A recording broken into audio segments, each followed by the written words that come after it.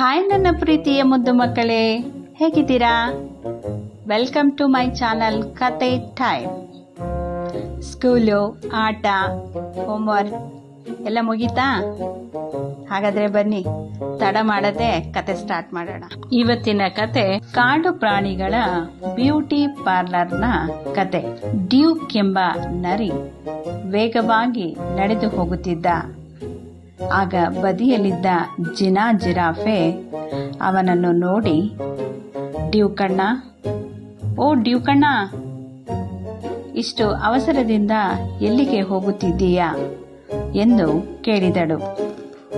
ಅದಕ್ಕೆ ಡ್ಯೂಕ್ ಹೇಳಿದ, ನಾನು ಜಿಮ್ನ ಬ್ಯೂಟಿ ಪಾರ್ಲರ್ಗೆ ಹೋಗುತ್ತಿದ್ದೇನೆ. ನನ್ನ ಭೇಟಿ ಕಾಲಕ್ಕೆ ತಡವಾಗುತ್ತಿದೆ, ಬೇಗ ಹೋಗಬೇಕು. ಹೀಗೆ ಹೇಳಿ ನರಿ ಅವಸರದಿಂದ ಹೊರಟ. ಚಿಂಪಾಂಜಿ ಜಿಮ್ನ ಬ್ಯೂಟಿ ಪಾರ್ಲರ್ ತುಂಬಾ ವರ್ಷಗಳಿಂದ ಆ ಕಾಡಿನಲ್ಲೆಲ್ಲ ಪ್ರಸಿದ್ಧವಾದುದು.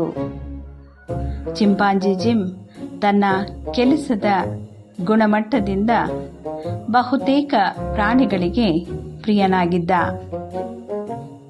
ಕಾಡಿನಲ್ಲಿ ಎಲ್ಲಾ ಪ್ರಾಣಿಗಳು ಜಿಮ್ನ ಪಾರ್ಲರ್ಗೆ ಬರುತ್ತಿದ್ದರು. ಸಿಂಹಗಳು ಪ್ರತಿ ಭಾನುವಾರ ಹೋಗಿ ತಮ್ಮ ಕೇಸರವನ್ನು ಕತ್ತರಿಸಿ ಶುಚಿ ಮಾಡಿಸಿಕೊಳ್ಳುತ್ತಿದ್ದವು. ಹಾಗೆ ಆನೆಗಳಿಗೆ ಅಲ್ಲಿ ತಮ್ಮ ಕಾಲಿನ ಉಗುರುಗಳನ್ನು ಕತ್ತರಿಸಿ ಅದಕ್ಕೆ ಬಣ್ಣ ಹಚ್ಚಿಸಿಕೊಳ್ಳುವುದೆಂದರೆ ತುಂಬಾ ಇಷ್ಟ. ಇನ್ನು ಹುಲಿಗಳು ಬಂದು ತಮ್ಮ ಪಟ್ಟೆಗಳಿಗೆ ಬಣ್ಣ ಹಚ್ಚಿಸಿಕೊಳ್ಳುತ್ತಿದ್ದವು. ನಾಯಿಗಳು ಸಹ ಪಾರ್ಲರ್ಗೆ ಹೋಗಿ ಅಲ್ಲಿ ಉಗಿ ಸ್ನಾನ ಮಾಡಿಸಿಕೊಂಡು ಆಧುನಿಕ ರೀತಿಯಲ್ಲಿ ಕೂದಲನ್ನು ಕತ್ತರಿಸಿಕೊಳ್ಳುತ್ತಿದ್ದವು. ಇನ್ನು ಬೆಕ್ಕುಗಳು ಕಣ್ಣಿಗೆ ಕಾಡಿಗೆ ಬಳಸಿಕೊಂಡು ಮೇಕಪ್ ಮಾಡಿಸಿಕೊಂಡು ಸುಂದರವಾಗಿ ಕಾಣುತ್ತಿದ್ದವು. ಆದರೆ ಜಿಮ್ನ ಅತ್ಯುತ್ತಮ ಗಿರಾಕಿ ಎಂದರೆ ಅದು ಲೂಸಿ ನೀರಾನೆ.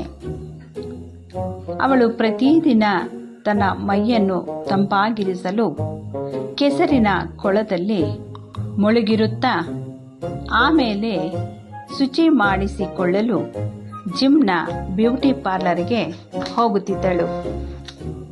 ಅಲ್ಲಿ ಚೆನ್ನಾಗಿ ಶುಚಿ ಮತ್ತು ಮಸಾಜ್ ಮಾಡಿಸಿಕೊಂಡು ಮೈಗೆಲ್ಲ ಕ್ರೀಮ್ಗಳನ್ನು ಹಚ್ಚಿಸಿಕೊಂಡು ಬರುತ್ತಿದ್ದಳು. ಇದು ಲೂಸಿ ನೀರಾನೆಯ ದಿನನಿತ್ಯ ಮಾಡುವ ಕೆಲಸವಾಗಿತ್ತು. ಆದ್ದರಿಂದ ಲೂಸಿ ನೀರಾನೆ ಜಿಮ್ ಬ್ಯೂಟಿ ಪಾರ್ಲರ್ನ ಪರ್ಮನೆಂಟ್ ಗಿರಾಕಿಯಾದಳು. ಈ ಕತೆ ಇಷ್ಟ ಆಯ್ತಾ ನಿಮ್ಗೆ? ಹಾಗಾದರೆ ನಮ್ಮ ಚಾನೆಲ್ ಅನ್ನು please subscribe, comment, like and share. Thank you.